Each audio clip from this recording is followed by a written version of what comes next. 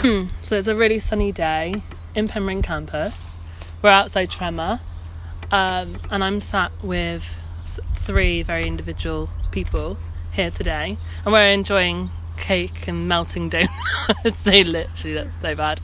And yeah, if you guys want to introduce yourself one by one. Hi, I'm Natalia. I'm Sabrina. And I'm Jay.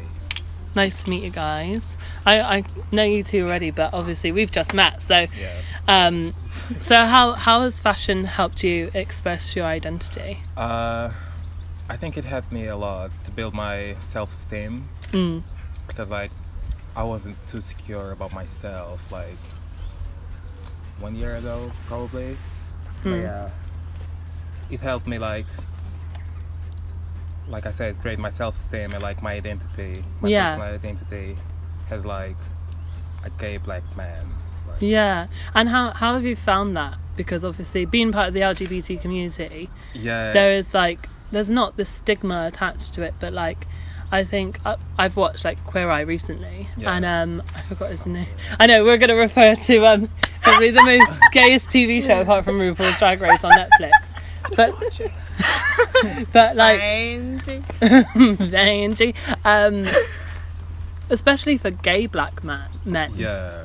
You know, it must be quite hard to express yourself like that, and then it is through because fashion. I have 2 realities, which is being black and then being gay, and I'm both.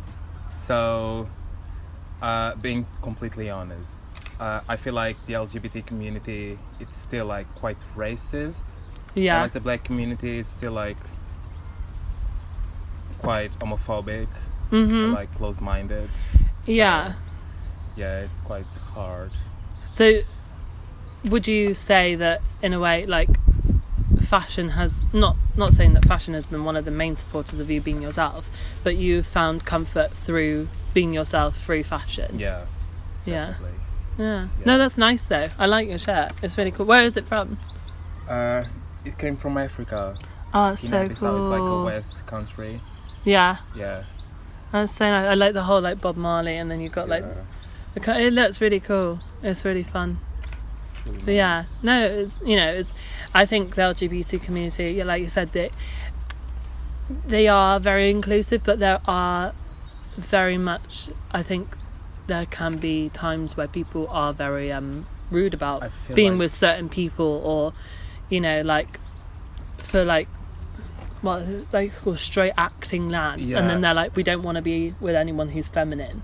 Yeah, because I think it's the insecurities of individuals. Yeah, I feel like they exclude, especially transsexual people. Yeah. Bisexual people. Let's say. Yeah, basically they only care about people who have straight acting. Yeah. Mainly white men. And you've also got to look a certain way as well. Yeah. Which I definitely know it's quite hard to be accepted through that. I think any gay man, you look at the gay men that you see online and you think, oh my god, why can't I look like that? But then I've met some of them in real life and I'm like, you look nothing like your photos whatsoever. It's this catfish thing again, but yeah, no, it's amazing that you're finding yourself, and that's the main thing. Yeah. Would you say that it's more accepting over here or in Lisbon, or have you noticed any difference all at the all? way over here, all the How are way. your family about you being gay? I mean, my mom doesn't.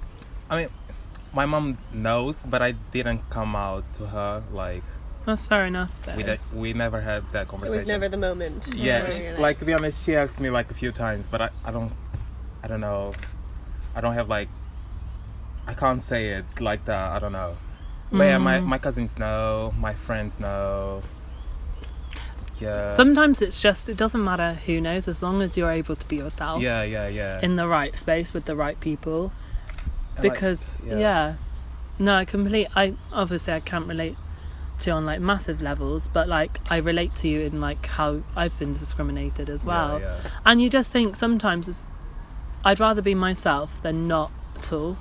Do you know what I mean? But I think there are certain restrictions with different minorities and different you know, backgrounds that you've been brought up on. It, you know, it's...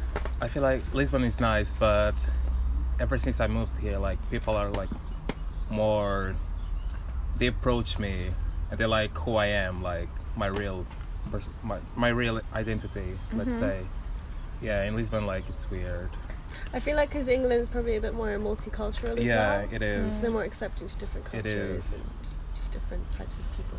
No, it's fair enough. I think it's quite interesting how, like, in different parts of the country, like of England, they're so accepting but of different things. Okay, yeah. And, like, for me, moving down here from London, it was such a culture shock in the sense that it's just not multicultural at all. Yeah. And, like, where at home, there's just, like, all of my friends are from different places, and I absolutely love that. Yeah. But, like, here, I don't know, I don't feel as if they are as accepting in some ways of different things. Yeah, no, completely get you. And it's sort of, in London, you're almost in a bubble sometimes with how accepting everyone is. Yeah. Like, my school was very sort of, like, pushing of you have to accept everyone for their individualities, and, like, you know, it's an amazing thing to have so many different cultures combined. Whereas, like, here I just kind of felt like, I don't know, it was just I was hearing things that I'd never heard before, and I was like, well, people still think like that, like, that's behind. still something like culturally behind. Yeah. So it was quite interesting to see how, like, in different parts of the transitioning country, of it, and how some people have evolved so much more. Yeah, than I think other it depends people on as well. the site that you're in. Like, you know, I come from Bristol, and it's very metropolitan. And I'd like to think a lot of the majority of Bristol are very accepting, especially younger generations. You know, I've been quite fortunate in that sense to have a family that were quite accepting of it. But I think, it really does depend on, like, where you are, because, you know, I've had it down here before with people, but, like, in a way, it sounds really bad, but I've learned how to not take it so seriously from people like that, because I know that they're saying something to me in a moment in my life that I'm never going to see them again, so they don't ever need, like, I won't ever have to have that. But when you're in a place where you're constantly, you know, if you are out and you have that sort of that constant continuation of people saying, oh, you're a fag, or, you know, like that sort of thing, I think it's just really bad. I you know, it's that whole thing about teaching kids about gay education, and, like, I think that's so vital that they learn about it, so they are more culturally aware. I'm not saying you have to teach them the ins and outs of everything, but it should be in there. It should be part of a curriculum. But I think that's a completely different topic itself. But, like, Nat, how has fashion helped you? Because you're wearing these red, bold sunglasses, which are freaking amazing. Where are they from? Primark. Nothing. I never spend more than, like, a tenner in any of my items of clothing. That's fair enough. And, like, do you think fashion has played a massive input in how you've made your, like, how people represent yourself, and, you know, how do you think people see you? Like, I don't know, really, because I think my fashion kind of represents me quite well, in the sense that I'm really into kind of, like, dark and weird and interesting things, but I wear quite a lot of black, but then I also go for, like, really bold, colourful accessories. Oh my God. There's a bee. Oh my God. Carry on. So I think that kind of represents me quite well, the kind of both sides of me, because I really do enjoy, like, dark, eerie, kind of gothic things, but then at the same time I love, like, bold, bright, crazy, eccentric things. How did you get into that? Like, what was the starting point for you finding that? I don't know, interest? I think I've always been like that, but I haven't necessarily had the confidence to kind of wear the things that I wanted to wear, not really until I came to uni. And I think because I've always been quite insecure, I've always wanted to kind of hide myself away, and I think the colour black, like, for clothes and things like that, you can kind of sort of merge in with the background, whereas like when you're wearing something colourful, you feel like you're kind of like everyone can see you. And I think it was just like I'd wear it at home, but then I wouldn't want to go outside wearing it. So I think one day I just was kind of like, do you know what, fuck it, I'm just going to wear what I want to wear. And then you just gradually kind of become more accepting and don't really care what other people think about. Yeah, I think it's like that that first step of being like scared to wear something you want to wear in public. And then you do it that one time and you're like, oh, actually, it wasn't that bad. Like, no one really said anything. Why can't I do this more often? Yeah, definitely. I think especially when you come to a uni, you can't. It's like a blank canvas. Like no one knows who you are. Yeah. It's very rare that people go to the same uni from the same class. And this, do you know what I mean? Like it's very, very rare. Like a lot of my friends back home went to like Nottingham Trent or like Rochester and all these different places. And I was like, I'm going to Falmouth. See you all later. Yeah. Like, you know, it's in a way I found it quite therapeutic because in a way I was able to just create a whole new interpretation of my from a clean slate. and you start to realize you don't have to give like explanations to anyone. But yeah, exactly, like your past doesn't matter, no one knows your past. It's fine. Yeah. Just you. I think it's quite interesting though, like looking at ages in terms of what people wear, because I think when you're in secondary school everyone's kind of like Follows the trend. I have to fit in, like I have to have a pair of Vans because everyone else has a pair of Vans, or I have to wear active wear because everyone's wearing active wear, so you just want to fit in. And then when you're sort of at sixth form in college, I think everyone tries so hard to be different that they almost look the same. I think people try to break out of a bubble, don't they? And then when you're at uni, I think you kind of just realise who cares. You're just like, I like this, so I'm going to wear it. If you don't like it, too bad, you don't have to wear it. Some money, so no, but it's, you know, Falmouth has a very, very broad scope of individualism. Like I think you could go to so many different universities like UAL in London or Edinburgh, and you know there are specific sort of looks of students. You know, we've got Exeter students here just as well as Falmouth. I mean, I feel like the Falmouth look has become like a thing. Like it has become a trademark. Like it's a trend. It really has become a trademark. What is a Falmouth look? And I've always said as well, you can't change Falmouth. Falmouth changes you. Yeah. Because like when I came down here, you know, I was obviously my style hasn't changed that much, but like I've now got into more like just wearing trainers and keeping more casual. I think in first year you're trying so hard to look, you know, like fresh face, and I see that with first years on my course. I'm like, oh, they look so fresh face, and then I look at myself and I'm like, gosh, I was that, you know. But like you just see the evolution of, you know, there's girls at the moment that I still see wearing heels on a night out, and I'm like, I give you like a few weeks and you'll be in trainers and dungarees. Like, can't dance properly when you're wearing heels. Wearing wheels to go to Mangoes. And like we're in Falmouth, come on. I know. Who are you trying to impress? I found it weird that people did dress up to go out though, because like in London I think it kind of depends where you go, but the places that I go everyone just wears trainers and like something comfortable, like just jeans and a top. Whereas like here, like people going like full out and like I have to look nice, whereas at home it's just kind of like, oh, wear whatever I want as long as it's comfortable and I can dance and look a bit nice. No, it's like we said before, it depends on the climate of the place you're in. Like the further you go up north, I find the skimpier clothing gets, like how, you know, people just go out and you're like, how are you not cold? And then you come down here and people are a lot more, I suppose, a bit more chill. Yeah, it's quite funny though, whenever the sun comes out like a little bit down here, you see everyone's wearing like at the shorts. The Exeter students just whip out the flip-flops and the sandals. You're like, hun, it's not even that warm yet. Like, calm down. I remember we were going to the beach last Saturday and I was like, I'm actually thinking about wearing my shorts, and then Sabrina was like, I don't think that's the wise idea. The first sunshine of spring, give it some time. But you know, my housemate's like that. As soon as there's like the tiniest bit of sunshine, it would be like the tiniest dress ever. I'm like, how are you not cold? I'm like there in like 5 cardigans and a coat. And she's got like no tights, no cardigan, nothing. I'm like, how are you not cold? And she shaves her legs, so she hasn't even got the warmth of that. So Sabrina, you're half German, half Italian. Yes. You've probably lived in more countries than I've been to. So like you've in a way you've seen a lot of different changes within fashion. How has that has it taken an influence on that way that you dress? I think like I've never really, until I came to the UK, I've never really taken like fashion as like a thing. Like I kind of just wore what was right for the climate, or like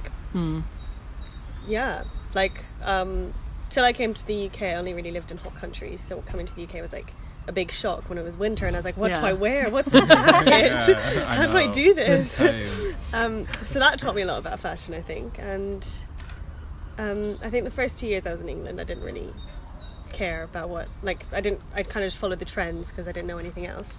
But then when I came to uni, I started to not really care about what people saw me as, and like decided to wear whatever I wanted. Yeah. If I like it, you've got a very staple look, which I love. But like you have this sort of like 70s mix up with a bit of like indie flair. Like it's really fun, very easygoing. I kind of take comfort matches the over personality. I feel like fashion does match personality. As long as I can be comfortable and warm, then I'm happy. Yeah, you like your warmth. I like my warmth. Yeah. Oh, like I'll come in sometimes and Sabrina will have like, I don't know, we have like a dial on our wall. So sometimes I whack up the heating because I've been living with Sabrina now for 2 years. So I'm used to like, when I go home and my mum's there like not got the heating on, I'm like, it is blimmin' freezing, mum, like turn up the heat. And she was like, what sort of heat do you live in? I was like, well, I'm with Sabrina. 22 degrees. 22 degrees. Like I'll come in from the gym and then I'll literally just be like, I'll walk in, I'm like, God, it's hot in here. And I thought, and then I just go out and stand outside again and I'm like, oh, it's actually really cold. And go back in. Yeah, 22 degrees is like winter in Portugal. Yeah. It's just like, I think we do dress for climates in a way. Like they always say, what's the word? Capsule wardrobes are now becoming such a big thing where you have like staple pieces that you wear throughout the year and then you have like a few things. I think in a way it's a lot more economic, like environmentally friendly in that sense, so we're not buying lots and lots of different clothing from ASOS or these online stores. It's just how fashion has gone, so it's become so big. Fashion has an identity, but it's just a filter. Do you know what I mean? Like it just goes through stages. There's never like a new thing. Yeah. I can't see anything changing in that sense. I feel like they're just taking on like older trends and recycling trends now. Yeah. Now it's like 90s. Yeah. There was like a bit of 80s with the neon and stuff. Yeah. And a bit of 70s with the flares. But it's all just like old news kind of. There's nothing new. Because they who was it? I think it was Kanye West that was saying what did he say? He was on, when he was doing that massive rant, he was like, I am God or something? Of course he said that. He was like, and he was just talking about his like fashion journey. Yeah. I look at Yeezy and I'm like, not a fan. I suppose the new trend now would be utility. That's like something that hasn't been used in the past. Like cargo trousers and like comfort, utility. But again, it was kind of used. But it was still used in the 90s, if you think of it. It was probably in the 40s as well. Yeah. For like World War II and army looks. But in a way, it's like, where do you think fashion will go now, in the scope of like how you found your identity with fashion currently? Where do you think it? Do you think you'll still be wearing the same stuff in 20 years' time? Your style changes as you grow, I think. It's always evolving. Yeah, you go through phases. Yeah, you go through phases, definitely. I went through a phase which was wearing all black all the time, and now I wear everything but black. So my whole wardrobe when I go home is like black, white, red, and that's it. And then I have like a few different. But those are your like iconic colours now. Those are the colours that, and it's like the colours that represent you. Oh, thanks, George. But we all have colours that we stick to. Like when I look in my wardrobe, especially, I see a lot of blue, and then I've got like warmer colours and like earthy colours, and I think it does take on your personality. Like, we wear things because we like them. 2, it makes We've us grown comfortable in them. Yeah. Like, I've had this roll neck for like 2 years, and I don't think I'm ever going to get rid of it. Well, I think I will get rid of it eventually. Let's hope I do. 95. 95. It's like a bit of string on your arm. But like, yeah, it's like clothes do take like. There's so many people that say, "Oh, I can't get my nan's the worst." Like, I'll go back and she would have bought more clothes, and I'm like, "Where are you going to store all these clothes now?" And I remember like going through a wardrobe to get rid of things, and I was so brutal. I was like, "You don't need this, you don't need that." She was like, "Oh, I haven't worn that in a while." I was like, "Get rid of it." Like, I think wardrobes just get bigger and bigger and bigger. Yeah, we're all hoarders. We're all secret hoarders. Because we just want things instantly now. Yeah. Like, ASOS can deliver next day. Like, hello. Like, who's ready for the next day delivery? You know?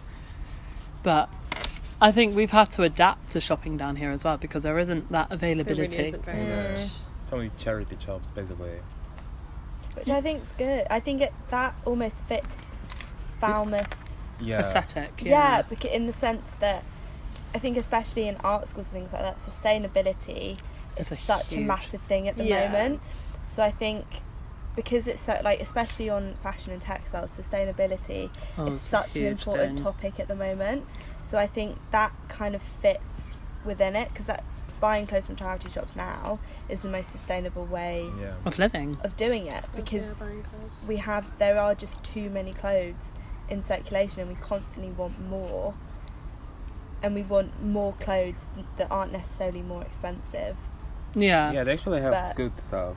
Yeah. Yeah, sometimes you can find like little golden picks, Yeah, no, there are some, like, we've got Enjoy Churro and Pony, like vintage stores that are like really thriving down here. You know, like the Southwest has kilo sales, and we went to one recently. One down here as well. Yeah, which is, you know, fantastic. You know, we got some. I'm wearing jeans actually from the kilo sale, which are super comfortable, and they're Levi jeans. Like, you know, you just wouldn't expect to get that. I spent like probably. My top's from a charity shop. Yeah, I spent. How much did we spend? You spent. I spent £12. And then I was there, £40. I literally was not regretting that, but you know when you're just like, oh my god, how much money do I spend on clothing? It's crazy. It's crazy. I haven't worn jeans in 3 years. Have you not? In fairness, I've never actually seen you wear jeans.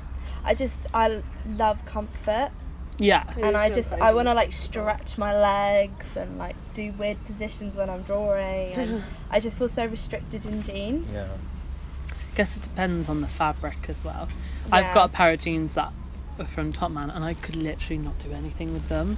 I mean, I could run a marathon in these if I wanted to. They're so comfy. But I can imagine you actually just running. And they're quite stretchy as well, so. Yeah. But yeah, no, how would you say that now, what would you say to younger selves if you were to look back and, like, you know, see how you used to dress? I used to have a tea-towel on my head because I wanted long hair. Like, you know, I was ready to be a Disney princess, you know. I went as Pocahontas to my best friend's birthday when I was 5. I looked more like Tiger Lily out of Peter Pan than anything else. But, like, what would you say to yourselves if you were looking back at when you were 5? If they were, like, stood right here. Pretend like you're the only person. No one's looking. Yeah, definitely. Yeah. I don't know if I'd say anything, because I think I wouldn't wear the clothes I wore now if I hadn't gone through those stages. Yeah. So maybe, like, I don't know, because when you're that age, you almost have to, like, people, when you're younger, it's almost like you're more respected for fitting in. Whereas when you're older, you're more respected and for standing out. Love for standing out and being yourself. But I think when you're that age... Also has to do with, like, maturity levels as well. Yeah. So I don't know whether I would say... Because I wouldn't wear the clothes I wear now if I... Knew. Yeah. And I don't think I was... A lot of my clothing, and I'm really influenced by, like, the 50s Hollywood glamour and, like, grunge and lots of, like, the films that I watch, and... Like, I love Stevie Nicks, so I take a lot of my, like, my fringe and like her and Kate Bush are kind of like my biggest style icons. But I wouldn't have known them then, so I wouldn't have dressed like that. I would have, my only influence would have been the people around me. Yeah. So I don't know. Who would you say your biggest style icons are? Oh, I don't have a style icon. I have a style era. Oh yeah, icon. yeah, you 70s, do. I'd say. Yeah. But not an icon, I don't think. What about you? I don't have an icon, but there's like this guy who I loved his outfits. He's like American, Ricky Thompson. Like Love him. Ricky Thompson is amazing. I love him. Yeah, hilarious. but yeah, I don't have like a favorite icon, I believe. Oh, Quite like Alexa Chung. Alexa She Chung. has the most incredible wardrobe ever, because it's kind of taking elements from different decades and putting them together. Yeah. She has a lot of like 70s and 60s within her wardrobe. Yeah. No, I would say I'm more attracted to different moods of fashion. Like, I don't think, if there was one person that I'd say, oh, that's my style icon, it would probably be Tam France from Queer Eye.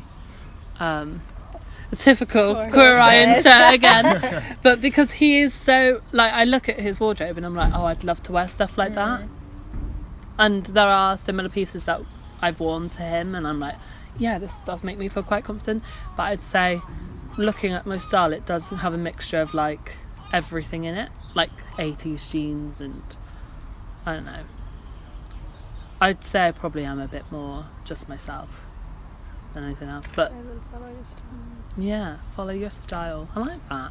Do you ever think that your projects kind of influence what you wear? Because me and quite a few of the people on Textiles were talking about it, and it's quite interesting seeing our colour palettes for our work and how our clothes almost respond to that. So like my last project, the 3 colours that I used were black, red and white, and after that suddenly all the stuff that I was buying and wearing was black, red and white. It's and now my forecasting colour what you're palette's wearing. changed. Yeah. It's almost like I've changed with it, but I don't know whether you found something I similar think with on fine me, art. the last 2 projects that I did were very like dreamy, and I feel like my fashion kind of followed that. It's been always like very flowy and like very light coloured. But now my work has changed like completely dramatically, but my style hasn't changed. Yeah. You have a very like like your current Like project's now very my project structured, is very structured. It's very rigid, tailored. very black and white. You never know, you might be wearing black and white in the summer. You never know. Yeah. And what about you? Because you do film, so Yeah. do you look at particular, like if you're doing like a historical piece, do you look at particular decades that you think, oh, they look cool? Or are there any films that you think have like influenced? Don't know. Actually, I don't think I ever paid attention to that. Like, You just march to your That's own just a beat. side. yeah. Another parallel. Yeah. That's fair enough though. I think we all take it from different aspects, Yeah. don't we? I think sort of costume in film is quite important to me because gosh, I yeah. study fashion and textiles. So for me, Yeah. as well as the kind of film and TV that's going on and the storyline, things like that, I always look at the fashion. I think it's important for each character identity. To have a Yeah. very specific look. Because you can't express, like, a character can express himself by his clothes, I believe. There's more of like- the personality in the role. Yeah. Yeah. Definitely.